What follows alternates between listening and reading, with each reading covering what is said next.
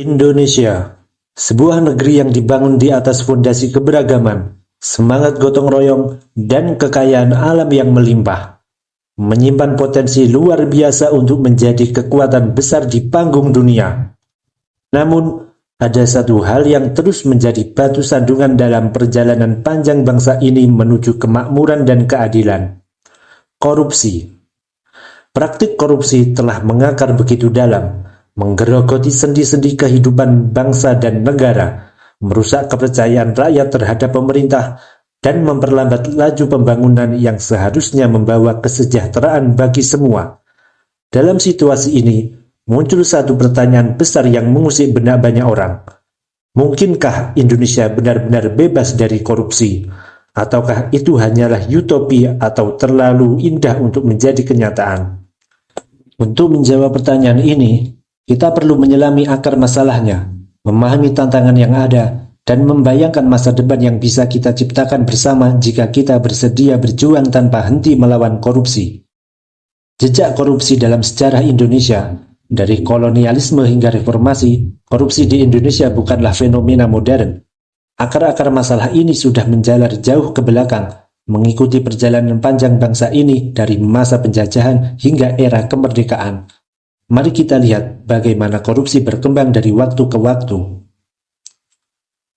Era kerajaan dan kolonialisme, atau sebelum 1945. Pada masa kerajaan-kerajaan Nusantara, meskipun ada sistem hukum adat yang mengatur masyarakat, praktik korupsi sudah terjadi, terutama dalam bentuk pungutan liar dan penyalahgunaan kekuasaan oleh para pejabat kerajaan.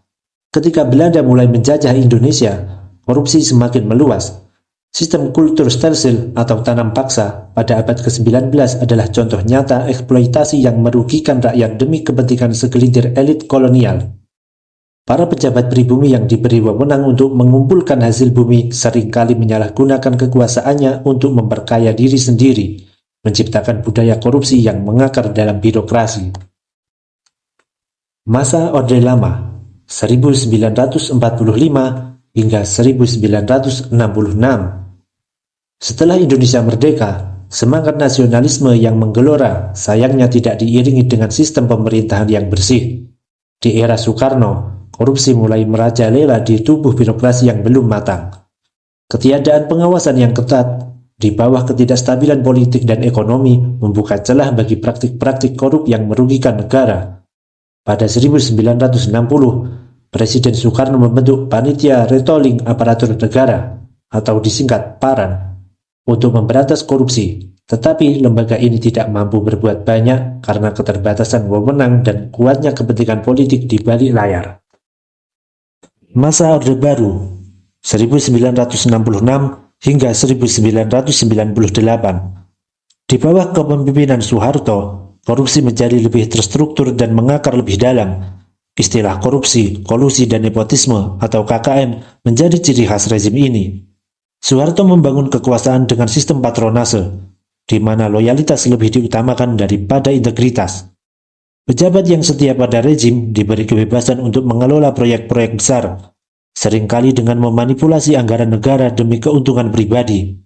Korupsi menjadi begitu sistematik sehingga rakyat kecil nyaris tidak punya ruang untuk melawan. Namun, gelombang protes yang dipicu oleh krisis ekonomi pada tahun 1997 akhirnya menggulingkan Soeharto dan membuka gerbang reformasi yang memberi harapan baru bagi pemberantasan korupsi. Era Reformasi, 1998 hingga sekarang. Reformasi 1998 adalah titik balik dalam perjuangan melawan korupsi di Indonesia. Rakyat menuntut perubahan dan lahirnya berbagai institusi serta kebijakan baru untuk mengontrol praktik korupsi. Yang paling menonjol adalah pembentukan Komisi Pemberantasan Korupsi atau KPK pada tahun 2003, yang sejak saat itu menjadi ujung tombak pemberantasan korupsi di tanah air. Namun meskipun banyak koruptor kelas kakap yang berhasil dijebloskan ke penjara, korupsi tetap merajalela. Kasus demi kasus terus bermunculan, dari level desa hingga istana negara, seakan-akan menunjukkan bahwa korupsi bukan hanya masalah hukum, tetapi juga masalah budaya yang perlu diselesaikan dari akarnya. Upaya pemberantasan korupsi, antara harapan dan tantangan. Indonesia sebenarnya tidak tinggal diam. Berbagai upaya telah dilakukan untuk memerangi korupsi, meskipun hasilnya belum sepenuhnya memuaskan. Berikut adalah beberapa langkah penting yang pernah dan sedang dilakukan.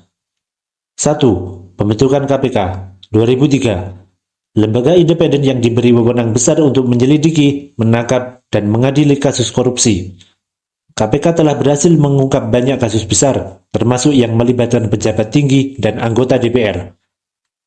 2. Undang-Undang Tipikor 1999 memberikan dasar hukum yang lebih kuat untuk menindak koruptor, termasuk ancaman hukuman penjara hingga seumur hidup dan denda yang sangat besar. 3. Penguatan transparansi dan digitalisasi layanan publik. Pemerintah mulai mengadopsi teknologi untuk mengurangi interaksi langsung antara warga dan pejabat, meminimalkan peluang terjadinya suap dan pungli. 4. Edukasi dan kampanye anti korupsi. Pendidikan anti korupsi mulai dimasukkan dalam kurikulum sekolah, dan berbagai kampanye publik terus digaungkan untuk meningkatkan kesadaran masyarakat akan bahaya korupsi. Namun, upaya ini tidak berjalan mulus. KPK seringkali mendapat tekanan politik dan hukuman bagi koruptor terkadang terasa terlalu ringan. Selain itu, budaya permisif terhadap korupsi di level masyarakat membuat perubahan menjadi lebih sulit. Dampak korupsi, sebuah luka yang menggerogoti masa depan bangsa. Korupsi bukan hanya sekedar tindakan kriminal yang merugikan keuangan negara. Dampaknya jauh lebih luas dan merusak.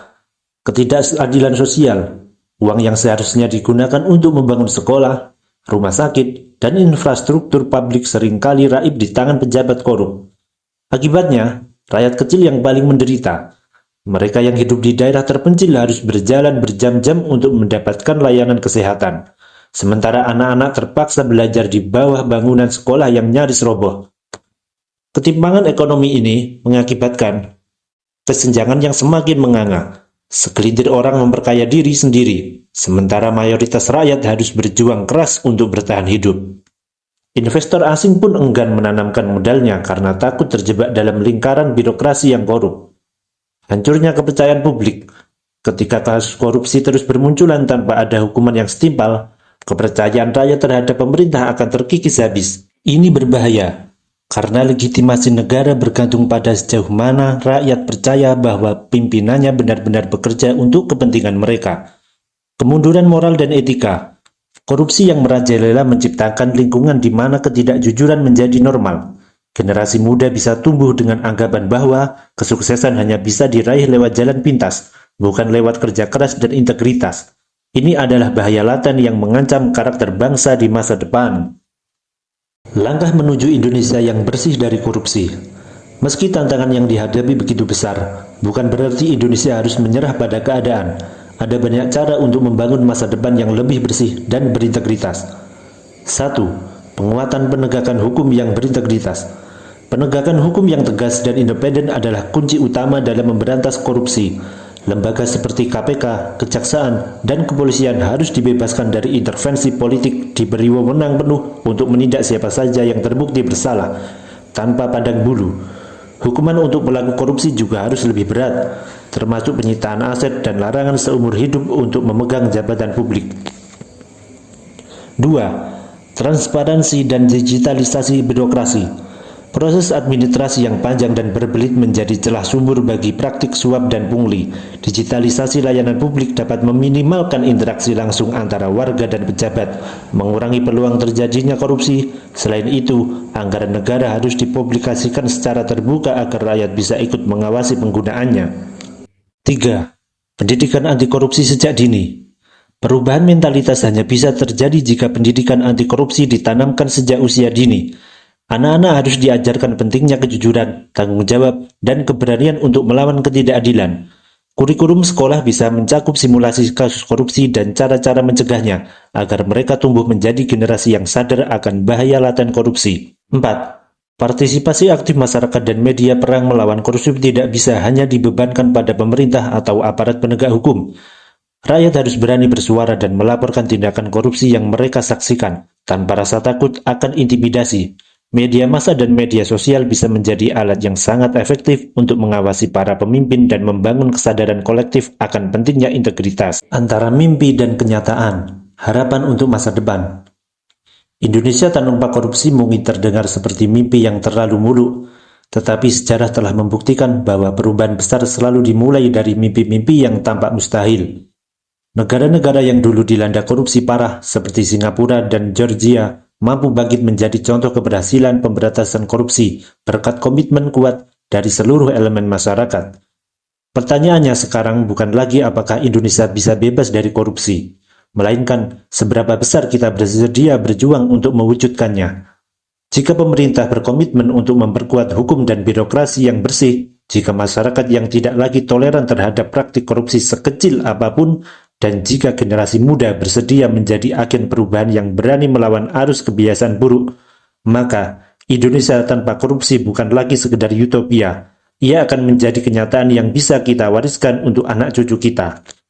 Karena pada akhirnya, Indonesia yang bersih dan berintegritas bukan hanya milik para pemimpin, tetapi milik kita semua.